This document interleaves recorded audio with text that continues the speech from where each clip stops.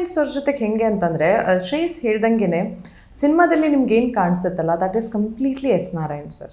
ಇದು ನನಗೆ ಮತ್ತು ಶ್ರೇಯಸ್ಸಿಗೆ ಸೀಮಿತ ಅಂತಲ್ಲ. ಈವನ್ ದುನಿಯಾ ವಿಜಯ್ ಸರ್ ಆಗಿರ್ಬೋದು, ಸಾಧು ಕೋಕಿಲ ಸರ್ ಆಗಿರ್ಬೋದು, ರಂಗಾಯಣ ರಘು, ತಾರಮ್ಮ ಎಲ್ಲರೂ ಅವ್ರು ಏನು ಹೇಳ್ತಿದ್ರಲ್ಲ ಅದನ್ನೇ ಅಚ್ಚುಕಟ್ಟಾಗಿ ಮಾಡಿದರೆ ಆಯಿತು ಸ್ಕ್ರೀನ್ ಮೇಲೆ ಅಷ್ಟೇ.